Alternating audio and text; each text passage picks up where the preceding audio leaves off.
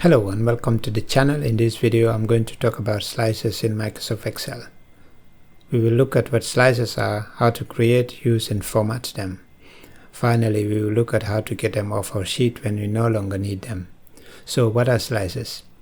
Basically, slices are buttons that help us to quickly filter our data visually.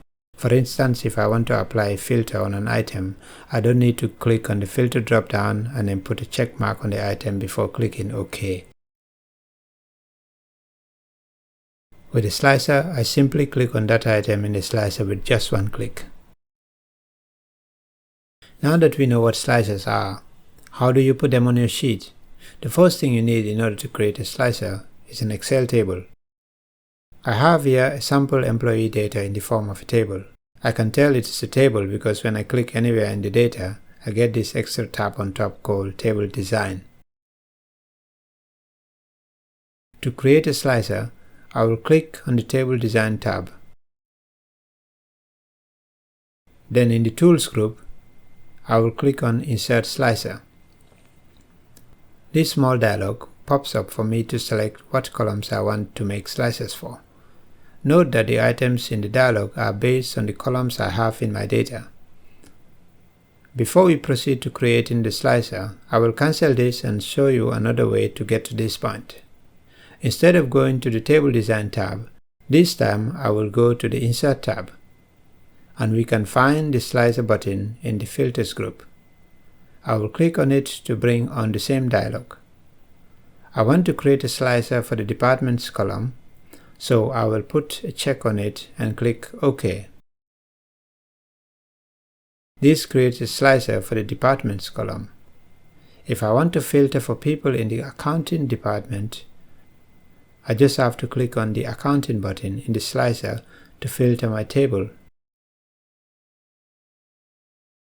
The same will happen if I want the Engineering department.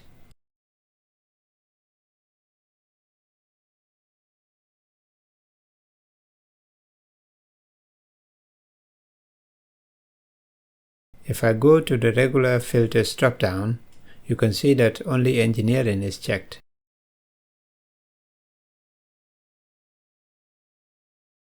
To clear the filter, I will click on the Clear Filters button on my slicer, and all my data is now displayed on the table. So far, when I click on any item in the slicer, the previous item is deselected. That means that from this particular slicer, I can only select one item at a time. If I want to filter on multiple items using the slicer, there are three ways to do it. The first way is to hold the Control key on the keyboard when I click. When I'm done, I'll release the Control key to apply my filters. The second way is to click on one item, then hold and drag the mouse button up or down the list. The filters will be applied when I release the mouse button. And the third way is to turn on the Multi-Select option at the top of the slicer.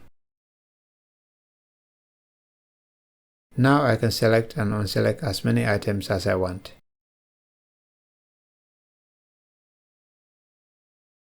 I can go back and insert another slicer for another column.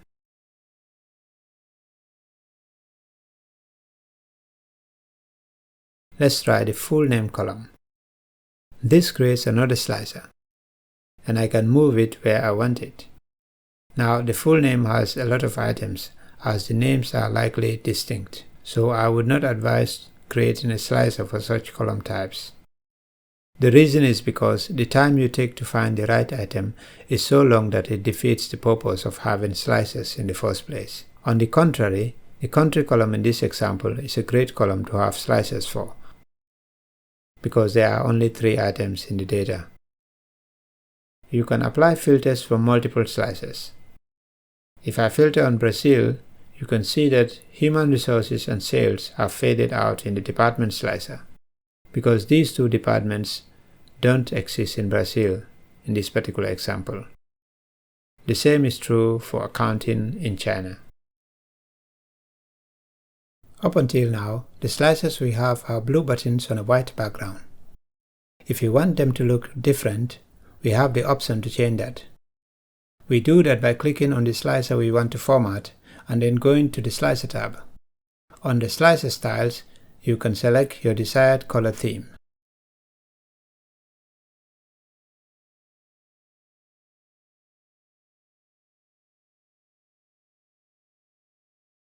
We can also change the arrangement of our slices by bringing them forward or backwards, just like the regular objects in Microsoft Office. Right now, the items or buttons in our slices are in one single column. We can increase that to the number of columns we want in the buttons group. If I change the columns to 2, notice that my department slicer now has 2 columns. We can also change the height and width of our buttons to make the text fit in the way we want. To the right of the buttons group is the size group. This is the width and height of the whole slicer object.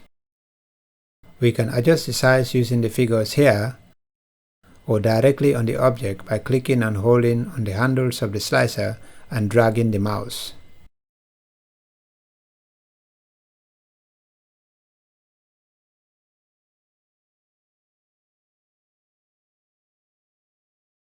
Finally, if you no longer need your slicers, you can easily delete them from your sheet. One way to delete a slicer is by clicking on it to select it and then pressing on the delete key on the keyboard. The second way is to right-click on the slicer and then click on Remove in the menu. I decide to keep my department slicer and I will move it to an easily accessible location.